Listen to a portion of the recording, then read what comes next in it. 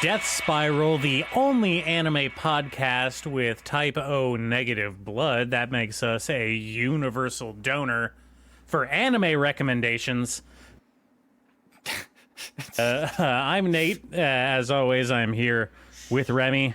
Remy, how you feeling this spooky season? I'm feeling good. I'm feeling good. I was thinking earlier about my Halloween costume. I usually don't do too much per Halloween, but, this year I was looking at my options.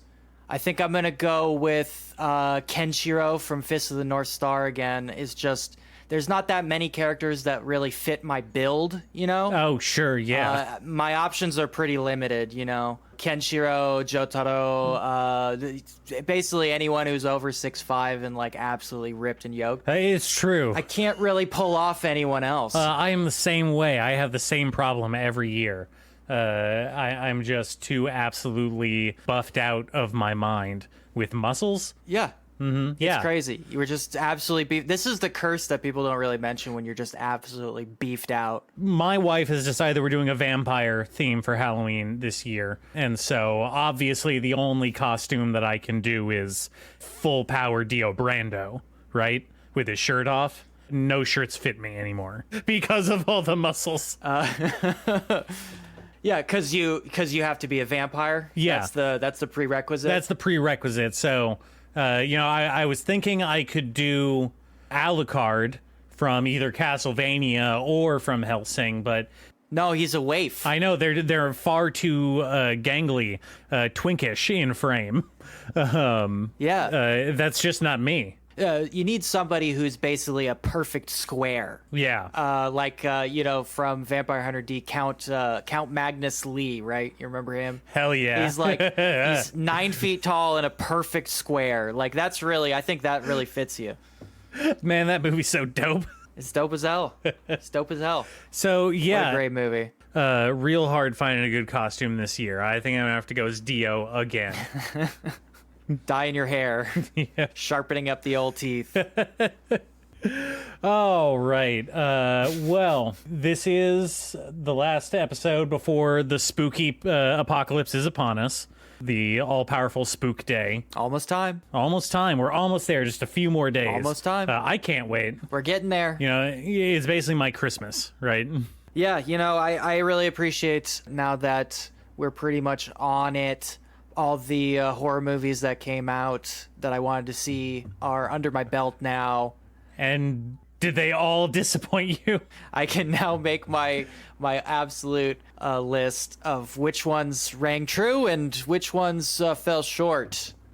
And boy, a lot of bad ones this year. Oh no. Man, I know I ran down a lot of them last episode. Most of them bad.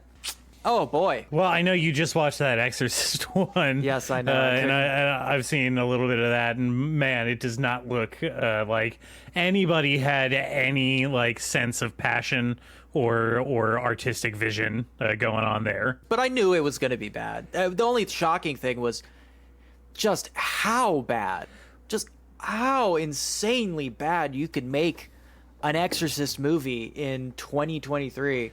It's not like there isn't blueprints for Exorcist movies out there. We've done plenty at this point. They've done at least 1.5 good sequels already.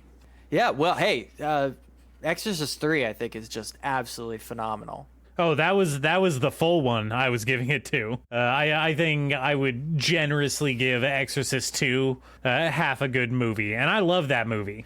Anything with Brad Dourif in it is going to pull through for me. He Absolutely. Really is the MVP of any horror movie. That's why all the Chuckies are great. Yeah, oh yeah. Love me a Chucky. I can't hate any Chucky. I have to get back to Chucky and watch season 2 of the show. I actually really like the show. It has such a unique tone to it, And there's so many Chuckies. At one point, there's 50 Chuckies. Okay, I always wondered why the movies didn't lean in. And I haven't seen them all. Maybe they did. But did any of the movies lean into the fact that he's a mass-produced toy? It comes up every once in a while because he does transfer, for the most part, between Chucky dolls. So you do have to have them around. So there are Chucky dolls available that he switches bodies into because he gets fucked up every once in a while. Did he ever figure out how to possess multiple Chucky dolls at once, though? Yes. That's what the whole first season is about. Okay. Is he splits his soul because, of course, as we all know, Chucky is a master of voodoo magic. That's canon. And he can split his soul into different tiny pieces and put them in a whole army of Chucky dolls that he does intend to deliver to the homes of all kinds of various children's and enact his evil schemes. Okay, if he knows how to do that, why would he stick with the Chucky dolls, like, after the first time that he gets defeated, right? Well, you see, as we learn in the Chucky series, it's much more difficult to implant your soul over the soul of a living thing. Uh-huh. So a doll, which has no soul, it's an inanimate object, that is easy to implant a soul seed into. Okay, well, why wouldn't he possess something like those Boston Dynamic, like, killer human robots? What advantage would that give him? Have you seen those things? They can do kung fu. So can Chucky. No, he's tiny. Chucky could do kung fu. You just punt him. That's not a huge disadvantage, as he is quite a successful serial killer. I mean, have you seen any of these movies? He racks up a pretty intense body count. You know what I like about Chucky is that he came up in an era where a lot of serial killer movies were coming out, a lot of slasher movies were coming out, and most of them, outside of like Elm Street, lean more towards the silent killer. Mm-hmm. Or in Elm Street's case, the quippy killer. Chucky doesn't really quip, and he's not silent at all. He really is just kind of an aggro dude who runs at you and goes, I'm gonna fucking kill you. I hate you. I'm gonna kill you. I'm gonna cut you up. I mean, it is effective, you know. In the first, It's scary. In that first movie, that scene where he finally lets the mask drop with the mom, and calls her a fucking bitch. No, she picks him up and turns him over and finally notices there's no batteries in his battery case. And he goes, I'm gonna fucking kill you. Yeah, It's like, that's so pretty scary. fucking good. It's so good. It's amazing. I really, really love that scene. And it's been replicated over and over again by now, you know. Uh-huh. They did a non-canon Chucky remake a few years ago. You remember that? No, what? Because Chucky proper is like Don Mancini's child, you know, his brainchild. But he lost the rights to Chucky for a little while, and they had to make a reboot Chucky with God, I want to say, was it Alison Brie? It was someone like that. Alison Brie was in a fake Chucky movie. Yeah, and they really couldn't come up with any good ideas for a Chucky movie, so they actually just did that Simpsons Treehouse of Horror episode where they get a Chucky doll and it's just set to evil mode instead of good mode. I am not joking. That is just that Chucky movie. They just have a Chucky that happened to be flipped to evil mode. Not as scary, as it turns out. Not as scary. Though he's Wi-Fi enabled, which is kind of scary. Are you talking about Cult of Chucky? No, Cult of Chucky is Don Mancini. It's post-Mancini Chucky's. Interesting. Okay. Huh. I can't find anything about this, especially not with Alison Brie. It was someone like Alison Brie. Well, that's a wide range. Aubrey Plaza. Excuse me. It was Aubrey Plaza. Oh, you're talking about the Yes, actual sorry. Chucky, the actual Child's Play reboot. Yes, that's what I said. I thought this was like a knockoff situation, you know, like you find at a Walmart bargain bin. It is. What do you Asylum Films? I mean, it is. It literally is. Like, Mancini briefly lost the rights to Chucky, and so they couldn't just do a continuation of his series, so they restarted Child's Play. That's the one where Mark Hamill voiced Chucky. Yes, Mark Hamill is Chucky, which is just a rare misstep for the man. Yeah, I mean, I love Mark, friend of the show. We talk all the time, but it was not a great cast in my opinion. But then again, you can never do right by replacing Brad Dourif in something. No, the man is incredible. I will watch anything with Brad Dourif, and of course anything with Fiona Dourif as well, who is in the TV show. No way. Well, and she was, I mean, she's continuing her character from Cult of Chucky. How's that for a little bit of Hollywood nepotism for you? Yeah, except she's fucking great. She plays her dad, and she's great at it. It's so good. She's so good. I love Fiona Dourif. Does she look like Brad Dourif? Yeah, they dress her up like Brad Dourif and everything. She does a Brad Dourif impression the whole time. It's fucking great. Because she is, I think the idea is she is one of Charles's closest living relative. And so he tries to put his soul into her, and it only half works. So it's like him and her are like wrestling for control of the body. Very, very fun stuff. Very good stuff. And Fiona is just great. She's really great.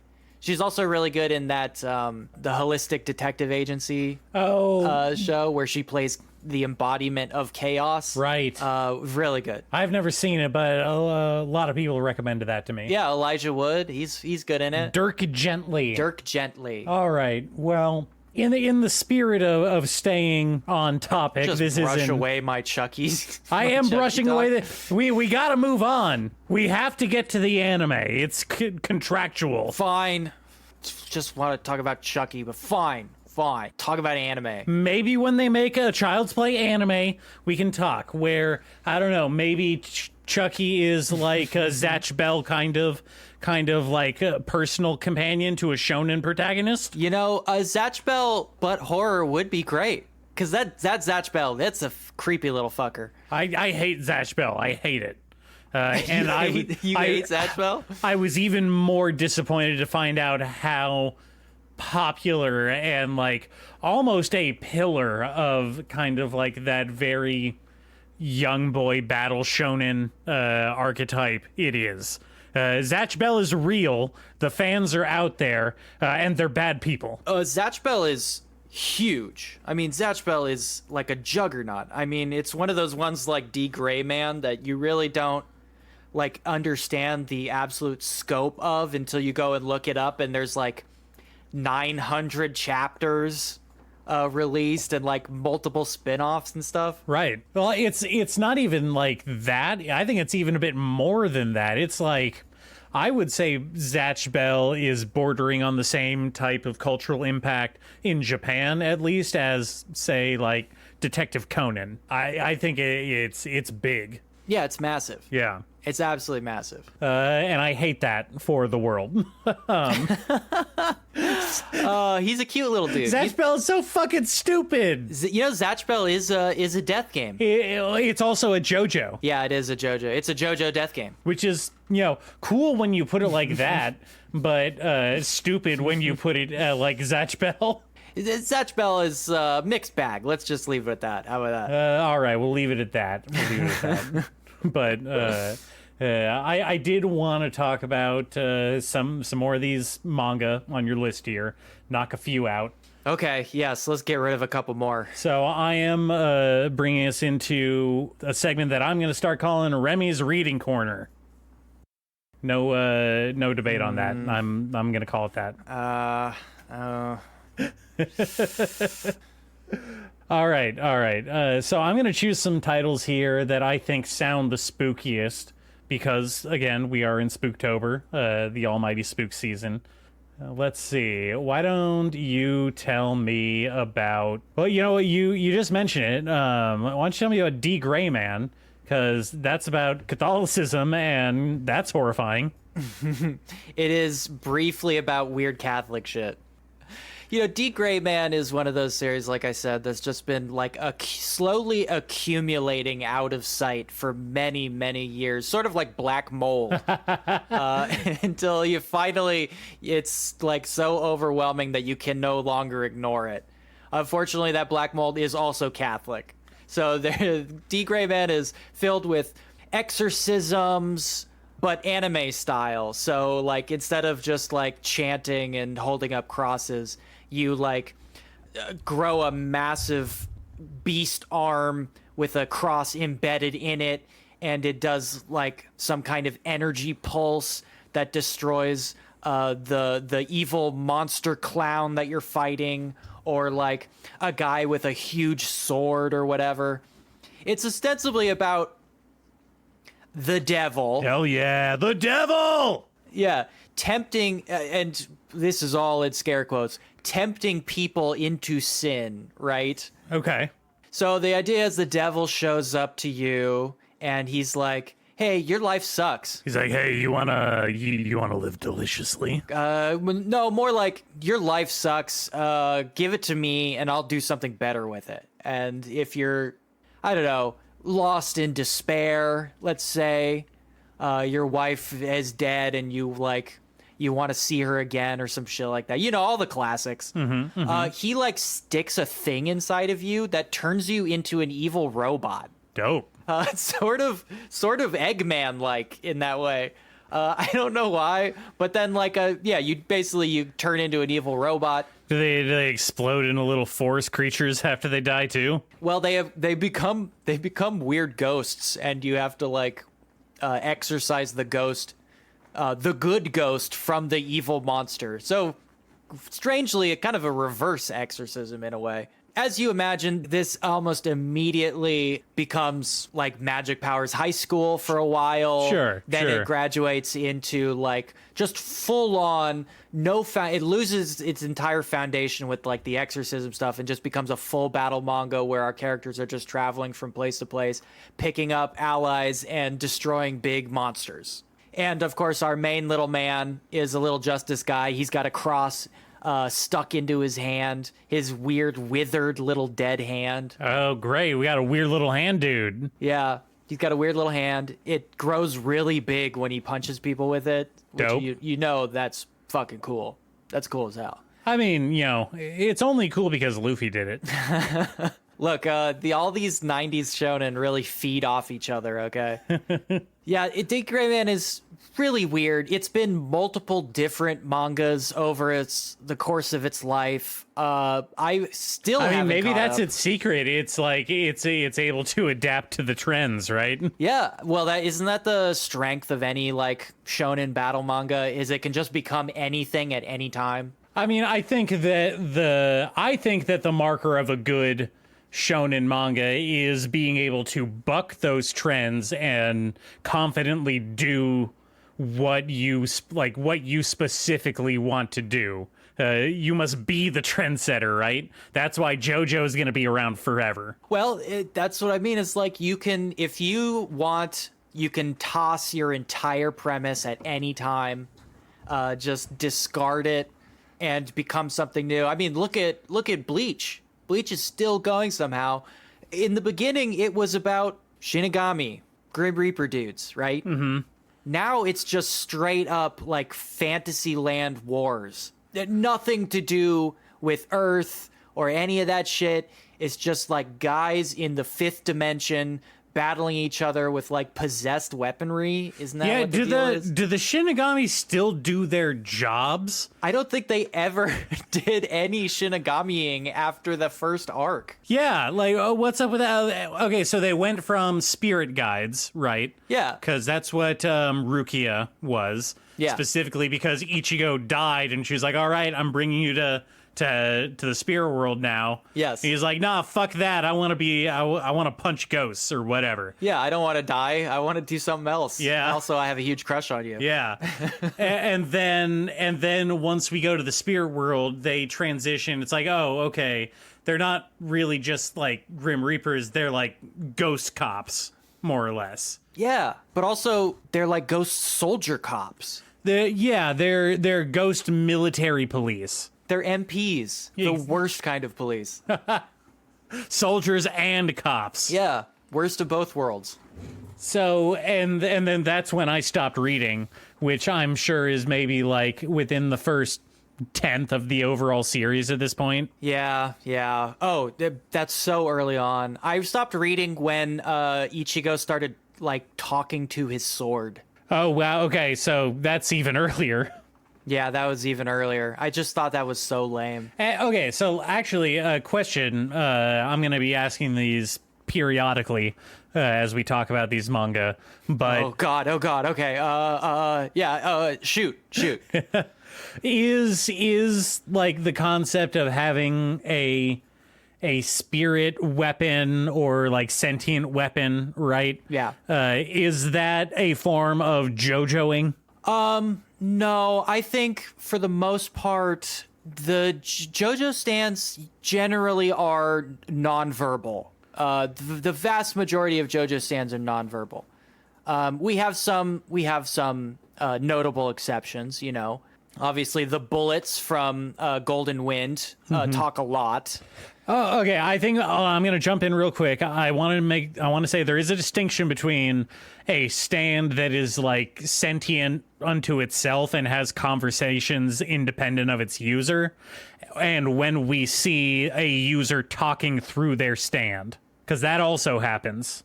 Yeah, that happens occasionally. I'm always not sure if that's supposed to be taken literally. You know, it's always very vague. I think it comes from, as all good things do, Berserk. Well, okay, go on. I'm listening. Well, Guts obviously manifests his own personal conflict through the black dog, right? Uh-huh. The black dog represents himself, but it also represents this part of himself that he doesn't like and he's not comfortable with, and he has a lot of conversations with it. And later on, we can make the leap to it's the personification of the Berserker armor, which people, make a lot of hay out of. I think that's a shallow reading of it. It's just a representation of the part of Guts that he doesn't like, but it's a lot of him talking back and forth between that thing. And I think that became literalized when it was borrowed for other shonen, because I don't want to disparage anybody, but let's say shallow readings are the norm. Well, we have no bloodless hands here, is all I'll say. Yeah, I think that's where it comes from. Well, I asked because in Bleach specifically, the weapon personifications, that you were talking about, those are like reflections of their user's own spirit, right? Like those are basically stands, even if they're more sentient than or independent than they are in JoJo. Sure. So I mean, I can't really tell you that much about most of them because again, in Bleach specifically, I bounced. I thought that was dumb, and I bounced. All right. How do we get to Bleach? We were talking about D. Gray Man. Yeah, because D. Gray Man is a progenitor of Bleach, right? Right. Bleach came out of this area. This is Bleach's senpai. Okay. All right. Now you've put it in terms that I'm familiar with. Yeah. Now you can understand. Yeah. Okay. All right. So we have a Kohai, D. Gray Man, and a senpai. Bleach. Got it. Yes. D. Gray Man was something I read because, like Zatch Bell, it's a massive fucking thing that at some point, if you want to be, I won't even say well-versed, just versed in popular manga, you do have to get to at some point. I have no such aspirations as a host on an anime podcast. You've pretty much given up reading anything that's not a shoujo manga. I just like I like what I like, okay? And that happens to be just trash. I just want trash. Yes, I know. And dear listener, I do apologize for my trash taste, but get used to it. It's not going anywhere. Yeah, I don't think anybody has high expectations of you, Nate. Good. Just like college. Taking you back. All right. Why don't you tell me about Kiss X Death? Kiss Death. No, clearly there's an X in the title. Remember, all X's are silent in anime. Excuse me. Tell me about Kiss by Death. Kiss by Death. Kiss by Death. Kiss X Death. Kiss Death. This is sort of a kind of boner comedy-ish take on Parasite, essentially. I mean, that's like a super stripped down version of it, but it pretty much covers it. Okay, all right. I happen to like it. It's by the author of MXO, which I do not like. I do not recommend MXO. This is by Yasuhiro Kano. Yasuhiro Kano. MXO, like I mentioned. Did he do anything else? Kiruru Kill Me, which I kind of liked. Kiss Death is the story of an alien. Uh-huh. He's essentially a prison warden, and he's escorting 5 prisoners from their home planet to backwaters like Shitberg that he can drop them off at and leave them to rot forever. That seems to be their sort of carceral state. Is they take prisoners, they dump them on some backwater planet, and they leave them to die. Is the joke that Earth is that backwater planet? Yes, Earth is extraordinarily primitive, so you come to Earth, they're going to drop the prisoners here, and the prisoners cannot survive in regular atmospheres, right? So their species adapts by attaching itself to other living organisms. So he's taking him down here. He jumps into a human because that's like the highest order species on the planet. And he's like, well, I guess I could put him in like some frogs or I don't know, like, raccoons or something like that. But while he's doing that, a group of 5 loser teenage girls, who are all very much woe is meing, happen to just walk by at the exact right moment, and the 5 prisoners manage to escape into these 5 girls' bodies. And then these 5 girls butcher the prison warden. Just annihilate his human form. He just barely manages to survive by disconnecting from the body and like living as a plant for a really long time, until one day a UFO otaku shut-in nerd wanders by looking for UFOs, and he trips and falls onto the flower, and our protagonist alien jumps into his mouth. Okay. All right. Yeah, attaches himself to the tongue. Now, I don't know if I didn't mention that before, but all the aliens attach to the tongue, the tip of the tongue. This is where the title comes from. I see, because they got a kiss fight? Is that where we're going? He has to extract the prisoners from the girls' mouths. Yeah. Yes. So begins a battle to the death of our brave prison warden alien against the 5 evil alien girls. It's pretty great. Hey, you loveless, know-nothing lowlife. You gotta save the universe by kissing hot girls. Yes, now here's the twist. This shut-in loser nerd is one of those, like, I can only love 2D girls. Oh, yeah. A man after my own heart. He has, God. He has such a visceral fear of women that if he comes even close to one, he like literally loses his motor functions. So you can see where this is going, right? Yeah. Okay. Yeah. So they basically engage in battles to the death because these 5 girls have like a 2-year lead on the warden. So they're developing alien technology. They're enslaving massive groups of humans to do their bidding. They're trying to build a new spaceship so that they can launch themselves back to their home planet. And our little dude is, outgunned, outsmarted, outplanned, outtimed, and outgendered at every turn, basically. Oh, man. It's funny. It's good. It's funny. I like it. It's a little too horny, but for the most part, it's more tasteful than you would assume from even the cover art. It's fun. It's fun. I liked it. Let me ask you this. So it doesn't sound like the parasite in this, like the parasite in Parasite, has the power to morph his body. Does it?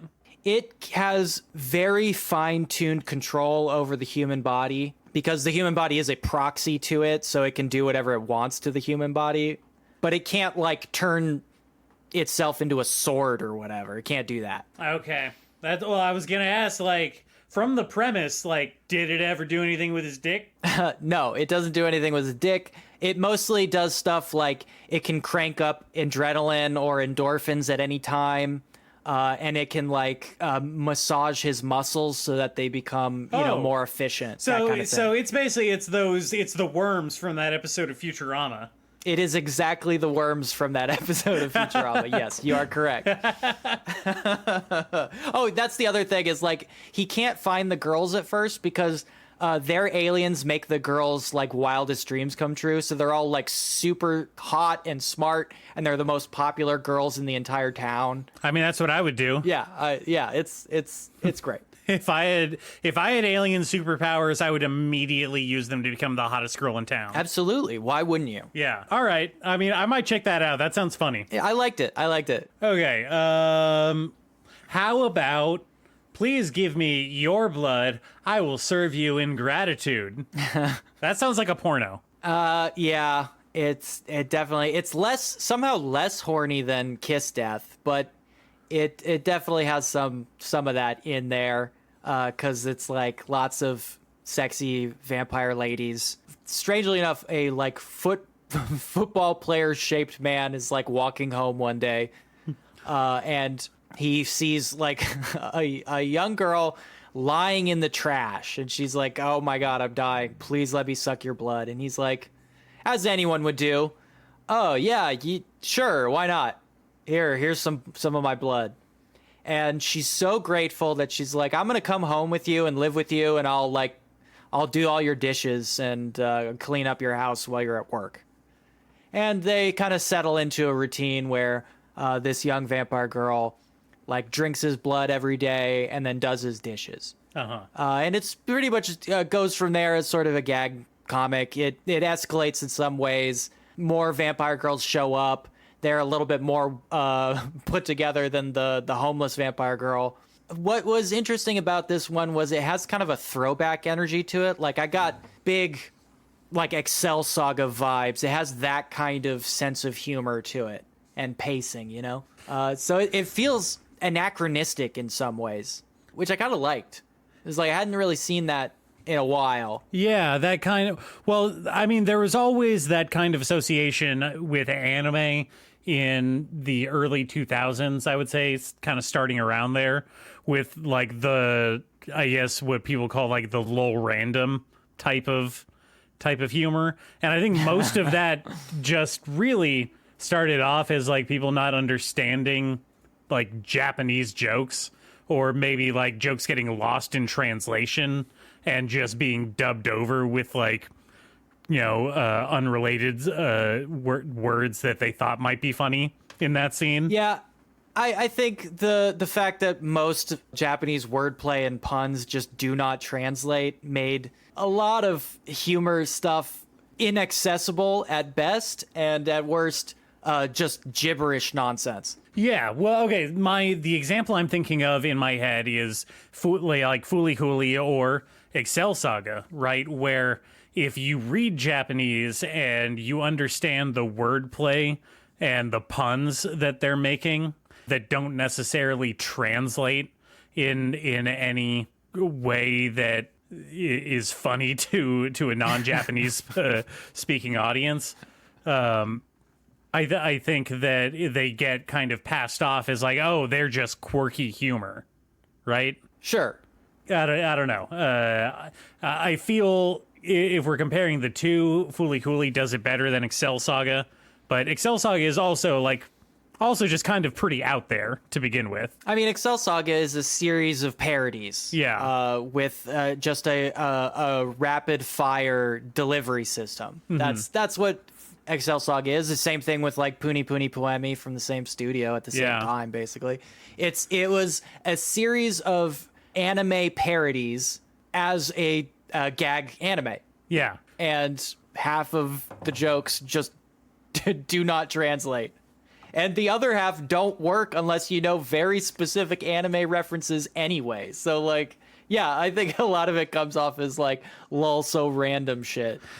It's funny how, like, something like Excel Saga flew under the radar for the most part at the time that it was out.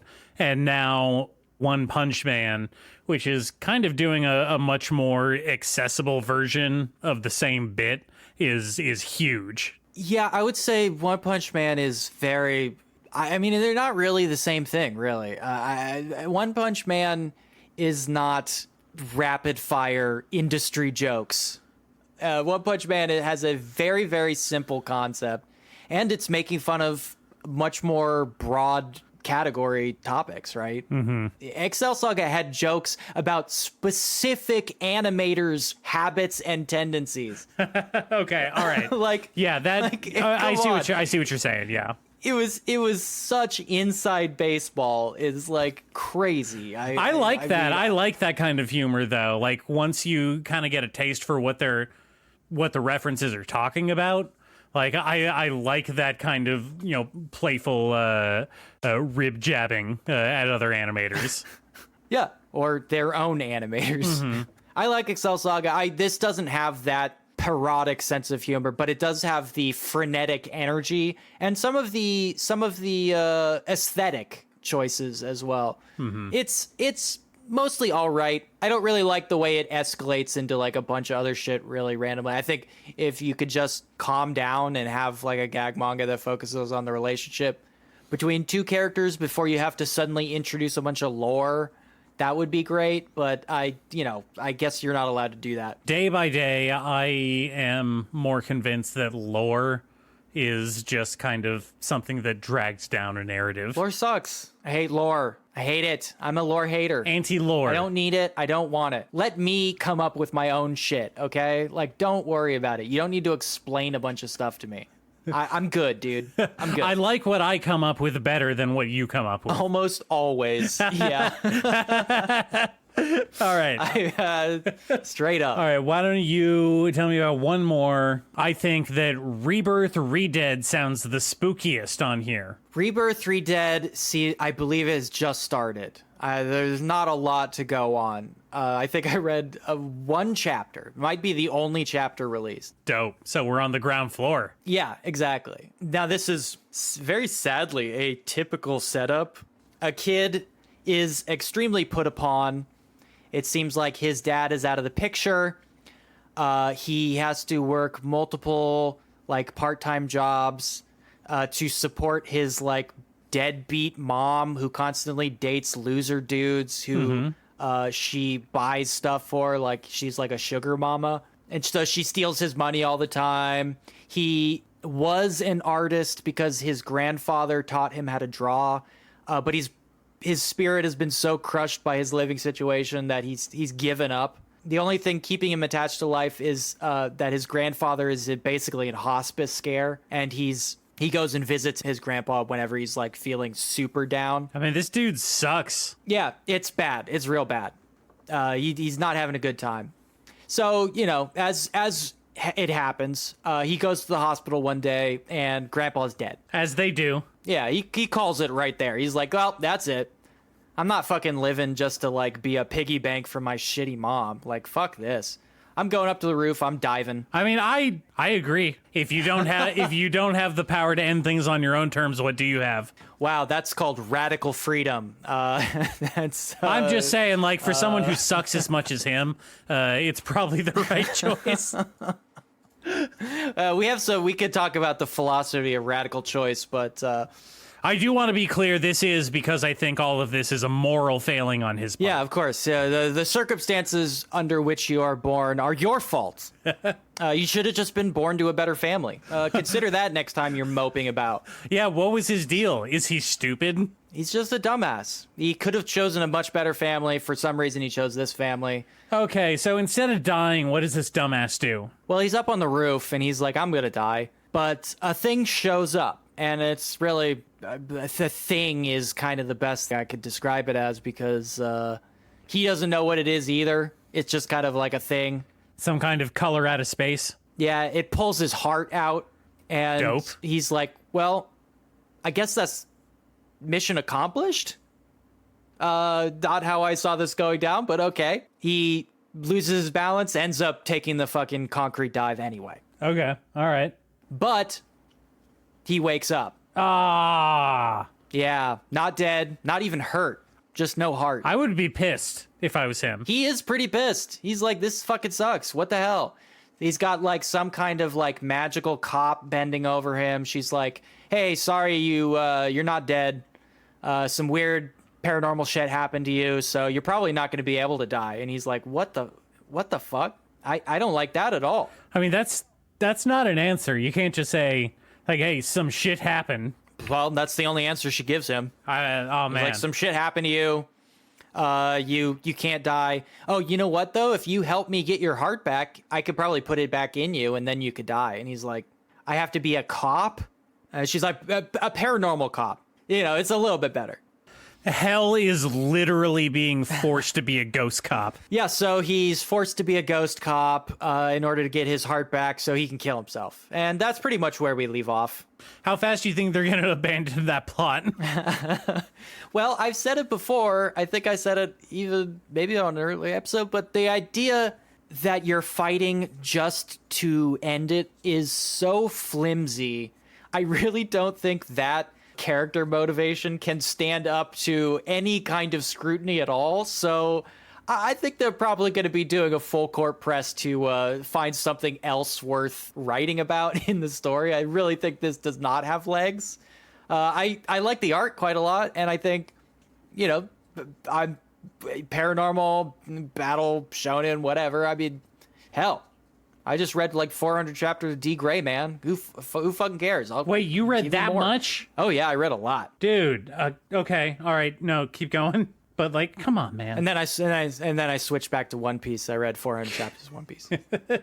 You're nothing if not consistent. Yes. I read a series of like chapter ones. I don't know what the deal was. I think a bunch of new stuff, a bunch of new manga got serialization recently. So I read a bunch of chapter ones. That was one of them. It seems fine. All right. Well, one to keep an eye on. We'll see where it goes. All right. Want to take a break? Sure. Let's take a break.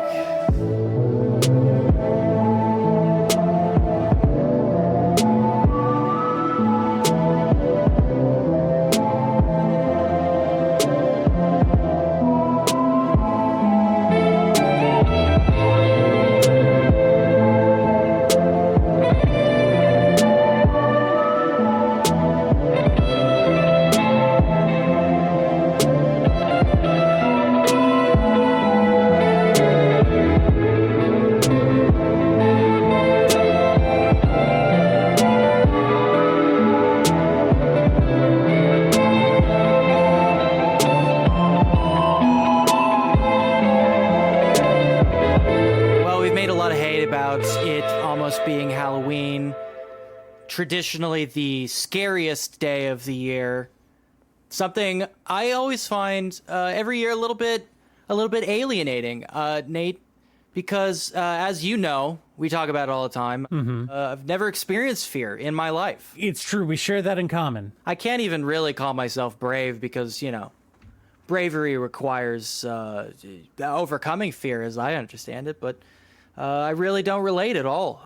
It makes me sad thinking about it because I do love Halloween so much. It is my favorite holiday. Yeah. But I'm just completely, I'm divorced from this entire aspect of it. I think that I live kind of in a state of numb tranquility to the world, almost as if I don't personally exist within the confines of reality. I'm more of a viewing spirit, kind of along for a ride. Yes, I've always considered you to have the temperament of a bemused spectator of your own life. Much like the great late living David Burns, I view my life like a movie. Damn, my life like a movie. For real, dog. For real. But because of that, again, I do have a solipsistic nihilism towards everything around me, and that kind of manifests in this inability to understand the emotion of what I think most people call fear. Yeah, it's really sad. It's really sad. When I see a spooky skeleton, I'm like, so? It's just like calcium, dude. It's just bones. I got bones. You eat bones, like literally for dinner. Come on. I've literally eaten bones for dinner, sometimes for breakfast. Right? Nothing to be afraid of. When I see a big guy and he's got a big knife or something, he's coming at me, maybe he's wearing some kind of scary mask, I'm like, so? I just leave. Yeah, why would you not just go? Like, just go somewhere else. Like, what is the problem? Or even better, like, I just wouldn't be there. Yeah, you just be somewhere else. Yeah. And like, you know, if he catches you, like he stabs you, I mean, it hurts. That sucks. I'm not saying it doesn't suck. Statistically, like, you have a pretty good chance of living if he doesn't get you right in the abdomen. Yeah. You know, being stabbed is safer than actually being slashed. Did you know that? Because slashing covers like a wider area. Oh, for sure. much more chance of nicking something vital. Yeah, not saying I'm afraid of being stabbed. I'm just saying it's a statistical thing. Yeah. Well, you got to watch out for statistic. That's just being cautious. Yeah. And as I understand, I think caution is different than fear. Of course. I mean, no, it's a relativity thing. It's playing the numbers because some things are good and bad. It doesn't mean you're scared of the bad outcome. It just means you're trying to avoid it because it would be inconvenient. Yeah, exactly. Yeah, I don't want to be inconvenienced. I'm not scared of being inconvenient. I just don't want to be inconvenienced. I don't want to deal with it. Nobody wants to be inconvenienced. Yeah. Okay, you go to the parking lot and you're driving around and you don't see a parking spot. Are you afraid? Does that scare you? Yeah. Are you sweating because you can't park? No. Like you just go park somewhere else. Yeah. You want a Coke from the vending machine, but it's one of those vending machines that only takes dollar bills, right? You're not scared of the dollar bill taking vending machine. It's just like, oh, bummer. You know, I have to wait, another 10 minutes before I can get my Coke. Right. Okay. Right. Yeah. And the guy with the knife, he's probably just on his way to the kitchen. Like, did you ever think of that? Yeah. And even if he does kill you, it just means like, I'm not scared of him killing me. I mean, I don't want to be killed because then I couldn't do all the stuff I want to do. Yeah, again, which is more of a minor inconvenience because if you are dead, then like you don't care anyway. Well, I don't want to sound like bombastic. That death would be a major inconvenience. I mean, to me, it would suck. That would really inconvenience me. It would suck, but in the way that like the way you have to mow the lawn sucks. Yeah, but it's not like scary. No. So, when I go to these scary movies, we talk all the time. We love horror. We watch all these scary movies. And I love them too. I find them extremely entertaining. It fills up a lot of my time. I spent a lot of my life tokens on participating in the scary movie movement. But when people are sitting there and they're like shivering and shaking and sweating and screaming, I just don't get it. I don't get it. Like they realize it's just on a movie screen, right? It's literally just a movie, dog. Like yeah. What's wrong with you? With that in mind, I had some questions like, What is fear? Like, what is it? Yeah. Because I don't actually think I understand. What is scary? I don't understand. What is scary? Like, what is scary? So we were thinking, some people seem to think that there are, like, scary anime, right? That's what they say, Yeah, Again, that's kind of the purpose of this conversation is to figure it out. I don't think so. But then again, I don't think that I'm an unbiased person to make a call. Well, it's difficult for us, obviously. Yeah. We see people say, this is a scary anime. Oh, it's a horror anime. I'll give you that. It fits into a particular genre. I'll give you that. Is it scary? I don't know. I really couldn't tell you. I mean, like, let's pick an example, maybe. I was thinking about this. Horror anime. There's not that many horror anime. Horror doesn't lend itself too well to selling fuckable body pillows. Yeah, exactly. But like, I talk all the time about the death games that I love. I love these death games so much. Now, they're not really that scary. I mean, I think even regular, normal bystanders probably wouldn't call them scary because most of the time they boil down to what? Battle manga. Yeah. Everything boils down to battle manga at some point. Most death games do. But I remember one in particular called King's Game. Have I ever talked to you about King's Game? If it's not like the drinking game King's Cup, then no. It is. It has certain things in common with King's Cup. No, okay. From my understanding, isn't King's Game kind of like a more or less Japanese version of Truth or Dare or something similar? Yeah. So as I understand it, the game. King's Game, I don't know if that's even what they actually call it, is a game where everybody draws straws, and the straw that has whatever marking on it, the king marking, get to tell the other players what to do that turn. I don't know if there's like a penalty for not doing it, but then again, the rules to most drinking games don't really make sense anyway, so whatever. I mean, the rules are there to encourage you to drink. Yeah, you're just supposed to drink. So I assume when people are playing this King's game, they mostly just tell people to either kiss or drink. I think that's most people's instinct when it comes to drinking games, right? Yeah, I mean, it seems pretty self-explanatory. So this King's game is a little bit similar. It begins like most death games. Something supernatural happens. Everybody in class one day gets a text message on their phone that's like, hey, you're all playing King's game.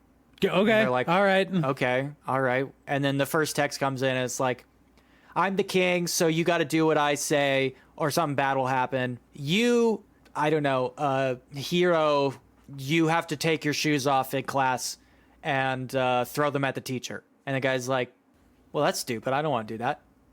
And so he doesn't. And everybody thinks it's a big joke. The next day, Hero doesn't show up to class. Oh, okay.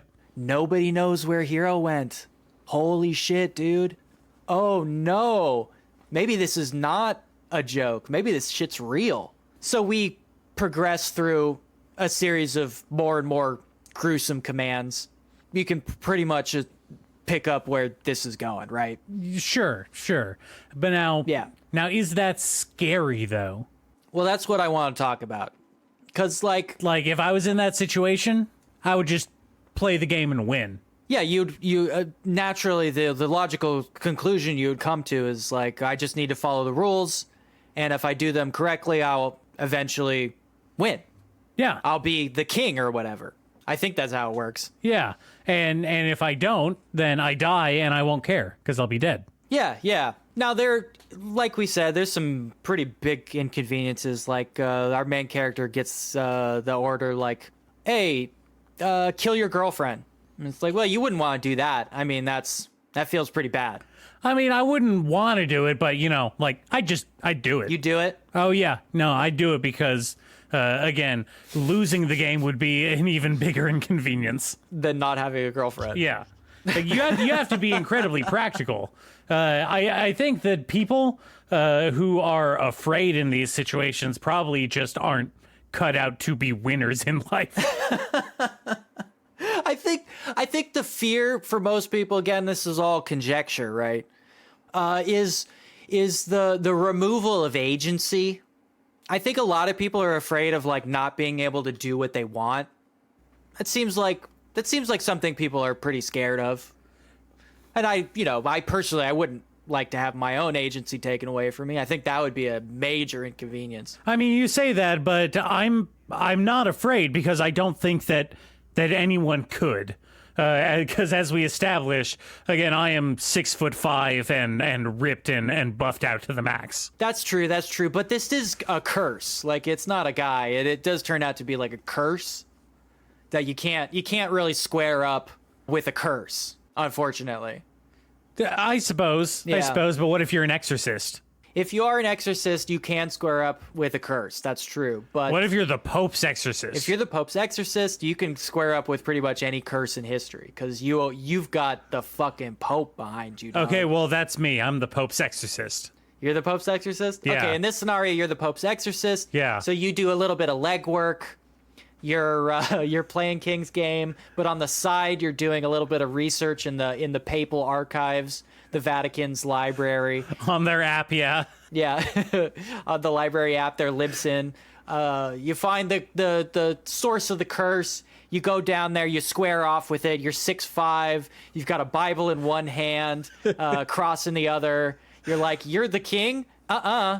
God is king. Now, you see, like D. Grayman, I have a cross embedded into my one hand, but instead of being shrimpy, it's just always huge. Yeah. It's massive, dog. Yeah. It's huge. And that frees up your hand for other kinds of anti-curse implements.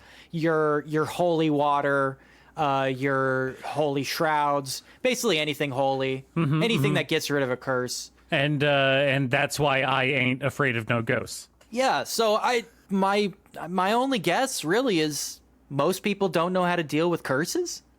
Yeah. I mean, you just stop them. Yeah, if you get cursed, just do a reverse curse. A reverse curse or a double exorcism, or possibly go Super Saiyan if you have the opportunity. Yeah, if you can, or find somebody to bless you. That's usually a pretty good avenue. You might have to go out to the city because there's not always good blessers in, the sticks. You know what? Use healing magic on a curse. That usually damages them. Oh yeah, yes. Use potion on the curse. So no. I mean, if you're asking me, this doesn't sound scary. No, I guess, I tried to get in there, but it's not really that scary, is it? No, it's just like people and they're being told what to do and then they have to do it and then they do it. Yeah. And then they do it. Well, some of them don't do it and they die. Yeah. And they're dumb. Yeah, it's stupid.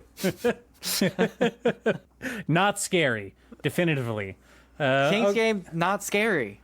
Okay, so when I was looking up, I had to Google, what is a scary anime? Because I don't know.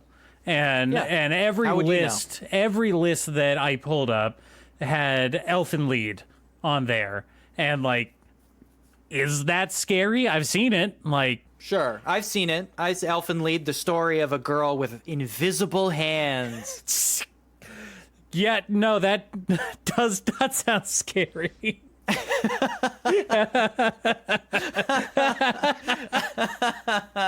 I mean, it's what else is there to Elfen Lied? Okay, she has invisible hands. Cool. I can't see what she's doing. She has amnesia. She forgets things. Yeah. And she has a violent alter ego.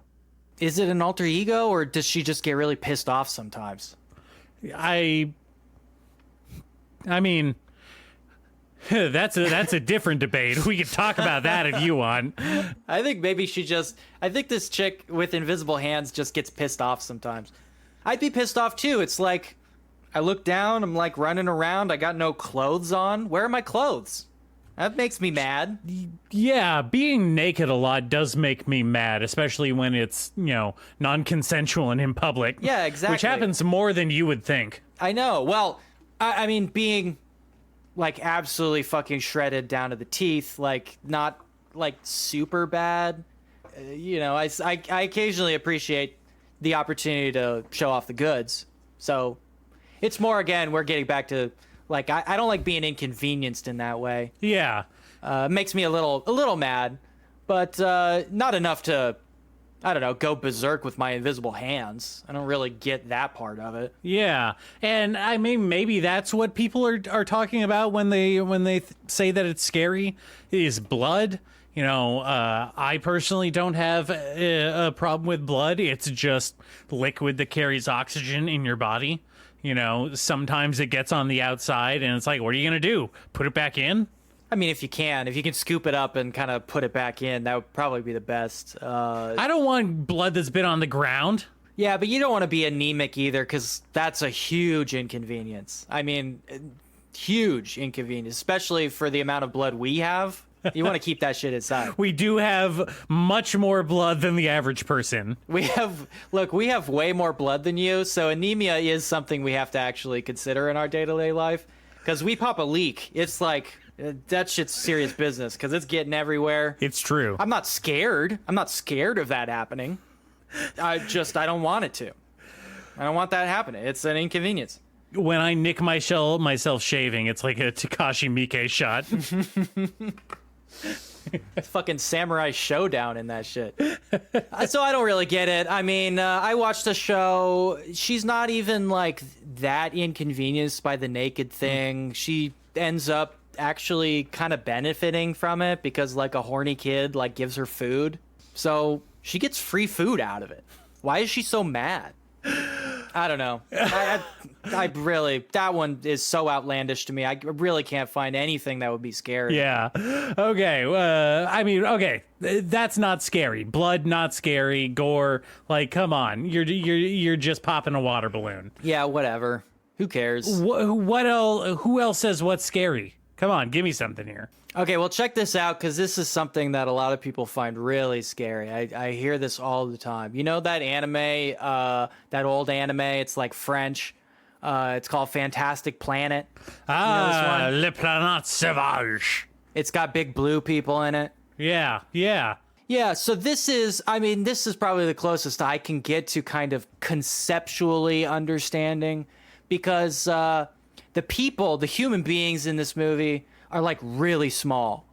Even like for us, they're like really small. And the blue guys are like huge. Oh man, it would be so inconvenient to be tiny. Yeah, so I'm thinking like, what if a guy was like way bigger than me? Like how big? That's like 10 times bigger. That's pretty big.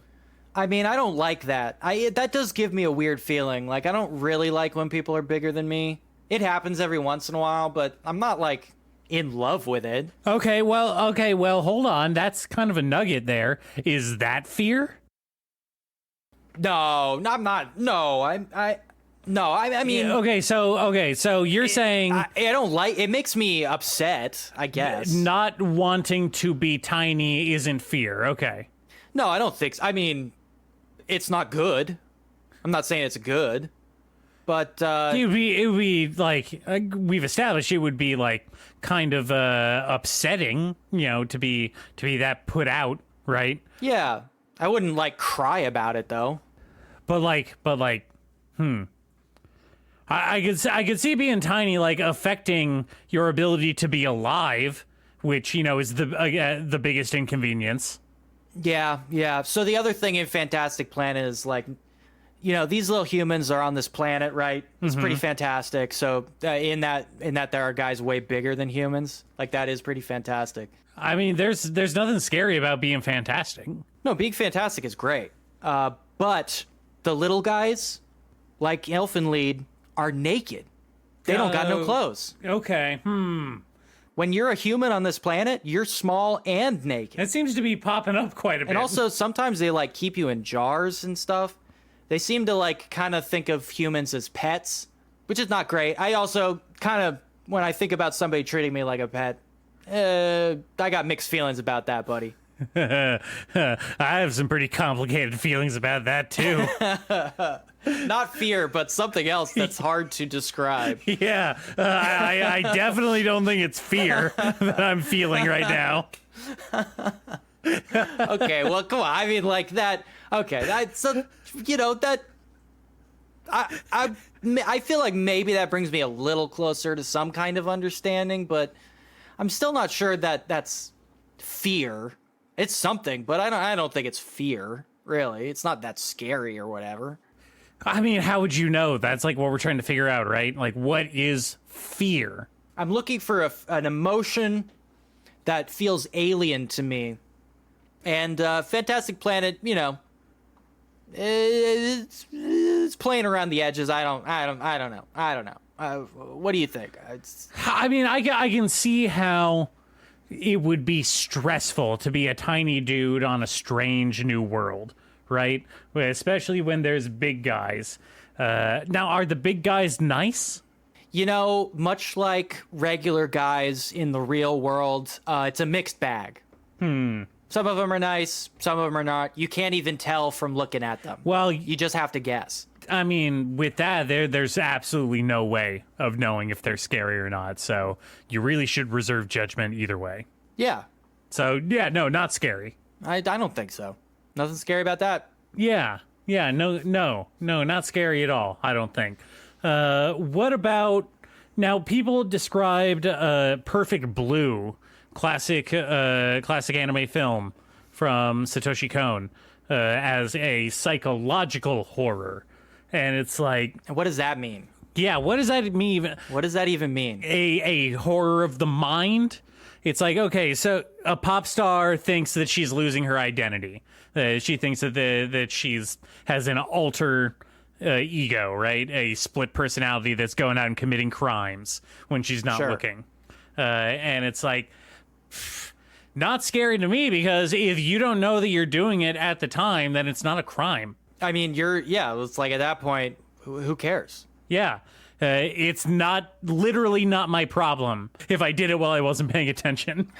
So what even is psychological horror? Because that just sounds like scary, but like not even scary to like regular people scary. You know what psychological horror is? It's like, it's horror for people who don't like blood, in like seeing blood. But I've seen Perfect Blue, and there is like blood in it.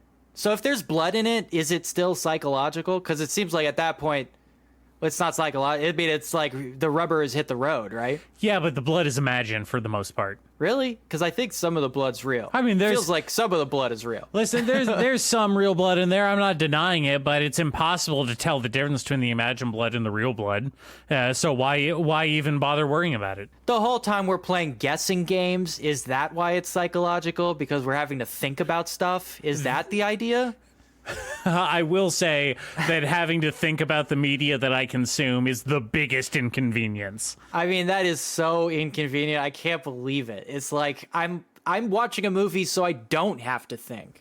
Being responsible for interpreting my own thoughts might actually be the closest that I've gotten to feeling fear in this conversation. I literally think all day doing stuff. When I'm doing stuff, I'm thinking about it. When I'm finally at the end of my day and I'm not doing stuff, I don't want to have to think about that too. Also, I'm pretty sure that when I go to sleep, I don't exist, and neither do you. I've never even thought about it. Even better. Yeah, I mean, so the whole thing again. I'm not scared of that. It's really frustrating and inconvenient. I just don't see what the point of a scary movie that's not even like scary would be. Like, if that's not even scary to like people who feel fear, like what are we even doing? Yeah, I don't know. It's like, I think the big thing that people are worried about is like, what if you're doing bad stuff when you're not paying attention? And again, I have to reiterate, like, you shouldn't care because you're not doing it.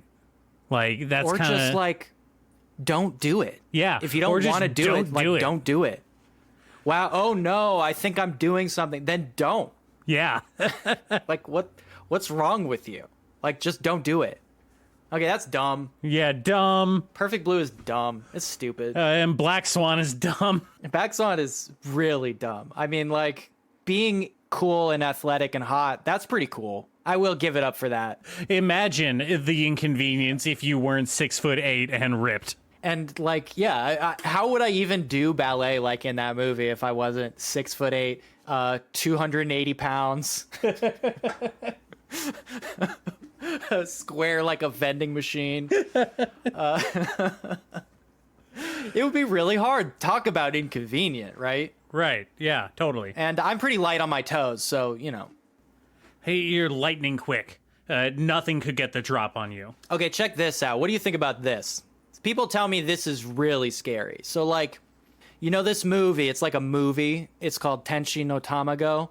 Angel's Egg, I think.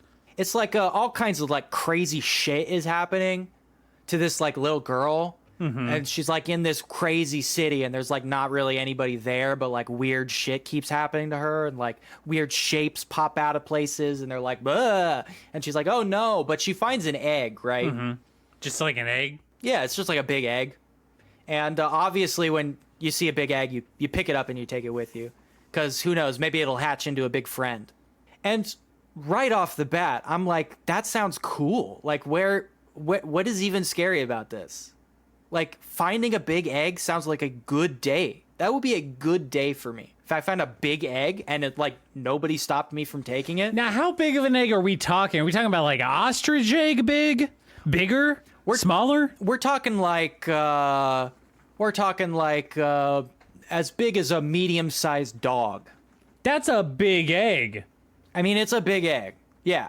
It's the kind of egg you wouldn't leave lying around. I mean, I'm gonna be honest, I would immediately eat that egg because my massive body needs the protein. That's true. That's true. I hadn't considered that. I might want to immediately eat it. I kind of thought, like, you know, hey, maybe this thing hatches into my new best friend. I mean, it's a gamble. It's absolutely a gamble. Yeah. But either way, I see you coming out with a net benefit. Either eat the egg or get a new best friend. Yeah, and I'm so distracted by the egg, like all the weird shit, I'm not even thinking about it, right? It's like water off a duck's back, right? You know? I'm no longer thinking about it in this conversation. Yeah. You're too focused on the egg, because the egg is cool. The egg is the only important part of anything you've just said. Yeah, exactly. So, like, why is this even scary at all? I can't even for regular people, I'm like, I cannot even stretch my imagination that far. It's like you found a cool egg. Oh, I'm so terrified.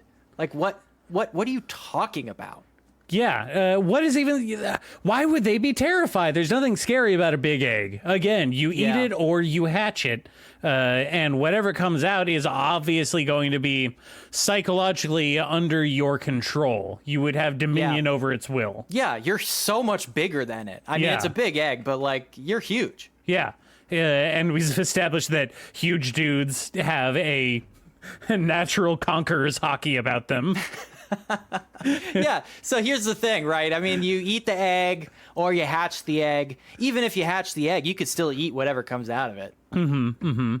It's win-win. I mean, win-win-win. There are no downsides because you get protein out of it no matter what. Exactly. And that's the end goal of every day. Not scary. Once I've achieved my protein for the day, like, the rest of the shit is all downhill. Not scary. Angel's egg, what the fuck? Maybe if it was like some kind of like egg made of bread, I would be more worried about that because of the carbs. Well, I'd be worried about it, but I still control the things that go in my mouth. Yeah. Again, because I have total dominion over my own life. Yeah, I have complete control over my limbs and body. Like, it's not even a problem. So not scary at all. I don't know. Okay, now here's a wild card. I was not expecting this because I did think that most people wouldn't consider this scary either. But I saw the beloved Hayao Miyazaki Studio Ghibli film Spirited Away pop up on several of these spooky movie or spooky anime lists. And like, I don't think that works for me at all. It's about a little girl who goes on a fantastical adventure. It's about getting a part-time job. Oh, actually, if I'm remembering the movie correctly, it's about getting like your first part-time job. And like, yeah, your parents can't help you like they did with all your schoolwork. They're like, they fucked off somewhere.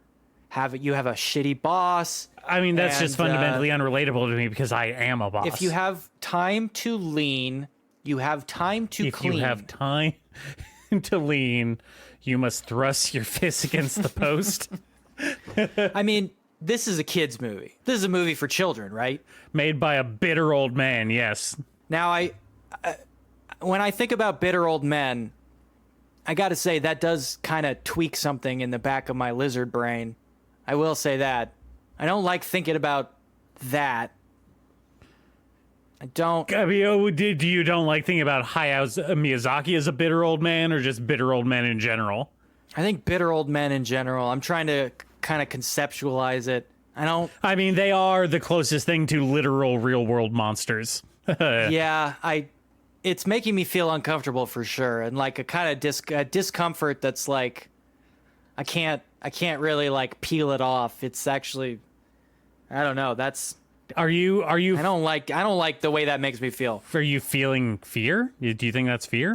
Of old man? I could beat up an old man real easy. I don't think I'm afraid.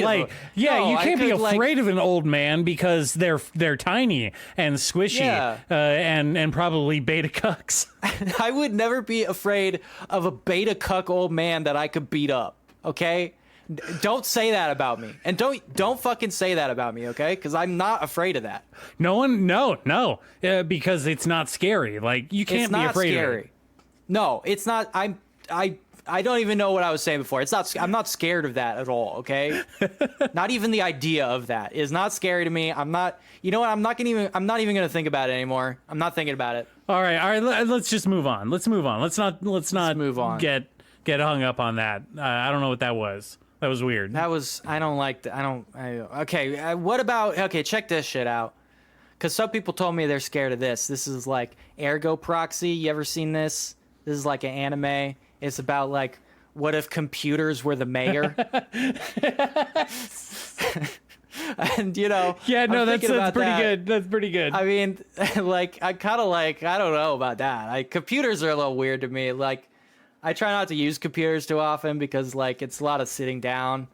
And, I gotta keep this mass moving. You know what I mean? Yeah, I mean, every moment that you're not burning calories, it just builds up in your massive hulking body. Yeah, listen, this thing needs to stay like agile and tight, or else I'm gonna be like, on the ground, and I don't want to be on the ground. I mean, my body is like a well-maintained vintage muscle car. Yeah, it needs special. It needs specialized parts, raw vegan materials to maintain this perfect cut look that I have. Yeah. Now let me be clear. I'm not afraid of like not having muscle definition. I'm not afraid of that. No. Okay. But It's not also, scary. like, it's not something that I don't. That I imagine ever happening, I Yeah, just don't think that it's a possibility. I've managed it so far. It's like not that big of a deal. I'm always going to look like this. Things don't break down over time if you like do everything you're supposed to do. I will live forever. Yeah, I mean that's the guarantee. That's the deal that I made with the floating Kodama head. No, I cut a deal with my own body. I was like, body, we're doing this shit till the end. You know what I mean? Oh, you're just doing that on your own. I got like a Faust thing going on. Oh, really? That's how you did it? Yeah. Okay, well, some of us are built different. So this is like okay, oh no, like a big computer. It's like it's taken over local government, and it's like, hey, we need to like change the municipality codes. So like here's a shotgun. Go to the other towns and tell them that like the zip codes are changing. I think that's what the show's about. Something like that. And like there's a lot of desert and stuff. You gotta like, I think they sailboard over it. Now, did they run any blades on anybody? No, not really. I mean, it's really, like I said, mostly a shotgun. It's like a shotgun situation. Lots of shotgunning, which is cool. So no blade running. All right. Yeah, there's no blade running really. I mean, it's like cool shotgunning. I don't know, and deserts and shotguns and I mean the computer being the mayor. I'm not hot on that, like I said, but there's a cool girl. She's got great eyeliner. Not afraid of that at all. We're actually way into that. Nothing about that sounds scary. Like a goth chick? Hell yeah. There's nothing scary about goth chicks. You guys just need to like grow up. Yeah, wait, no, what's the opposite of scary? Awesome. I am very attracted to goth chicks. It's like the opposite of scary, if I can conceptualize scary correctly, is like super dope and cool. Yeah. Yeah. I think it may be horny. The opposite of scary is horny. We can make that assertion, I think. Yeah, no, I think I'm gonna put that out there. I'm saying that definitively. The opposite of scary is horny. Let's work with that framework and see if that like plays out. Okay, well, all right. So that brings up an interesting point. I wanted to put the Golden Boy manga on here, which is notoriously horny. And I think that maybe using our correlation that we just discovered, that may mean that it is also scary at parts. Well, if it's super horny most of the time, but then it's not super horny some of the time, and that some of the time is like what? Not horny at all? I mean, it's definitely still horny, but in a different way. In a darker way. What are the kinds of horny in Golden Boy? Okay, well, what are the different kinds of horny? So you have your base like horny, which is kind of what the classic OVA that I think most people are familiar with. Like heterosexuality, classical beauty standards kind of horny. Yeah, or just kind of being allured to mystery, right? Like with the bike girl, that's kind of her whole thing. Like she's like a rich heiress, and she has a secret fetish for fucking her motorcycle. Yeah. Oh yeah. Yeah. I mean, the kind of horny that we get in the animated series is the kind where he becomes incredibly competent at whatever task the series needs him to do in that episode for it to be funny, right?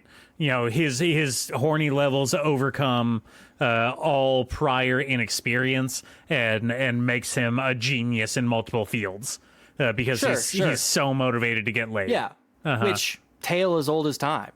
Now there is a different type of vibe that the manga gets into, and that is the more not down to earth, but the stories where Kentaro, the main character, takes more of a backseat to what is going on. Because, the main concept is that he's a traveling student of life, as he calls himself. He bikes around Japan doing odd jobs and just kind of generally trying to get laid and, having a good time. Yeah. Not scary.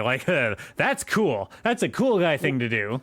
Well, he never does actually end up getting laid, which I don't know if that's scary, but it's not good. I mean, he does. We can get into that, but it gets weird at that point.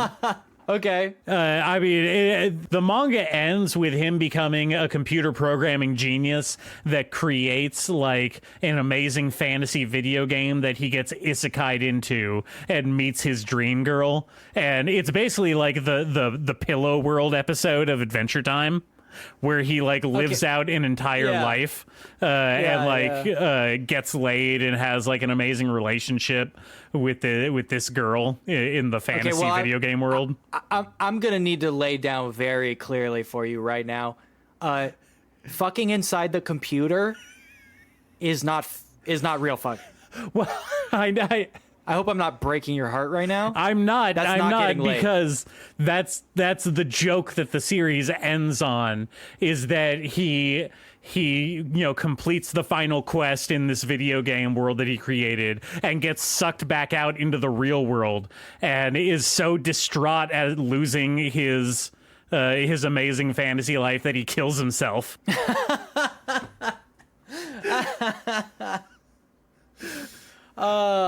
Which is an inconvenience. It is inconvenient to suddenly realize you're still a virgin. Yeah. I'd be mad about that. Yeah. Yeah. Man. But dying a virgin, is that scary? Oh, shit. Oh,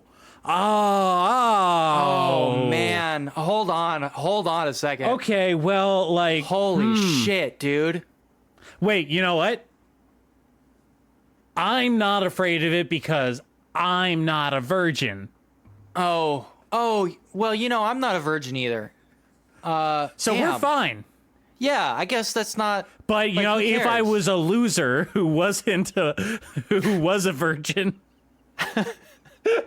I'm really stressing my whole shit out right now, trying to put myself in the shoes of somebody who's not 6'5", 280 pounds of cut steel, and it's really hard. I'm really having a hard time conceptualizing if I wasn't that, if I was someone who for some reason wasn't desirable, then yeah, maybe that thought is giving me some kind of tightness in my chest. But that also may be the reaction to this new creatine I'm taking.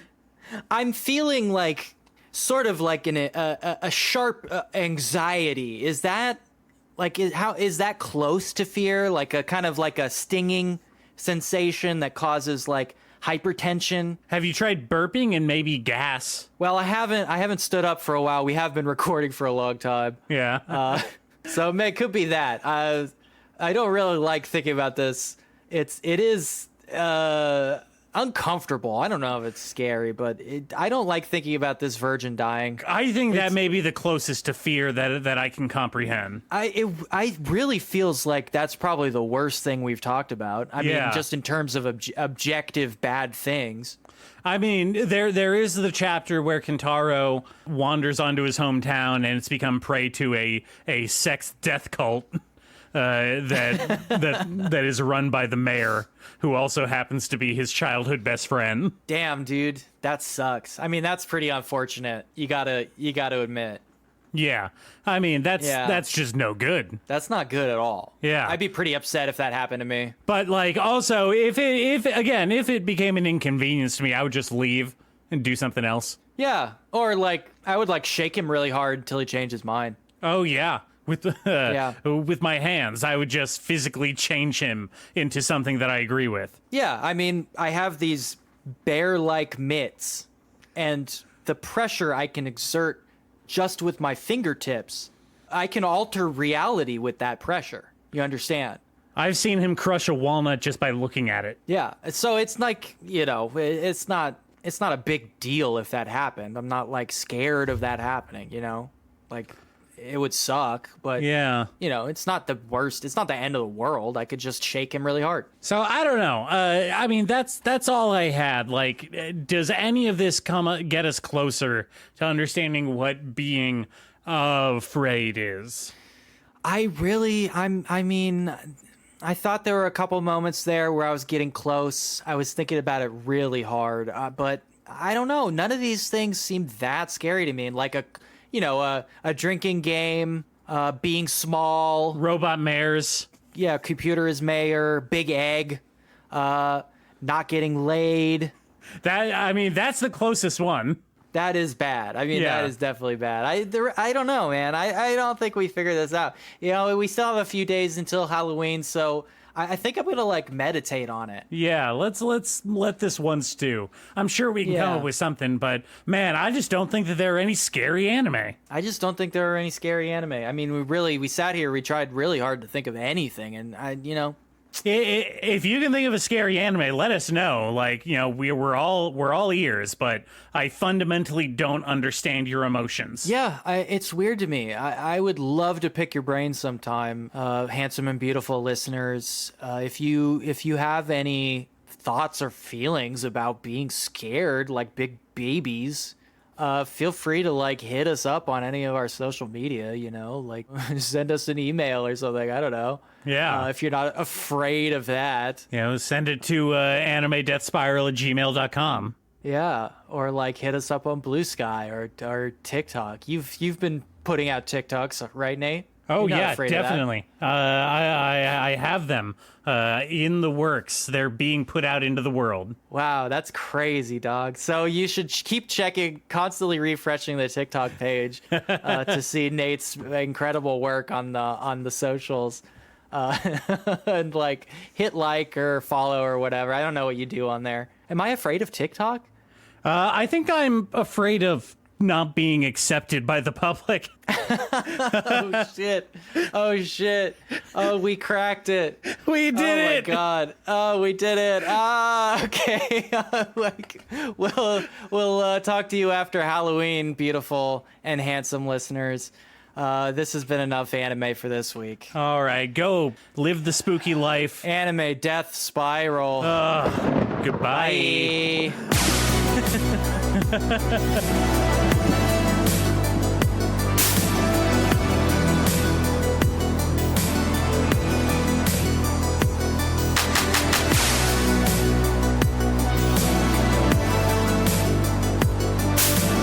Is this scary? Is that scary? Is this scary? Is that scary? Is that scary?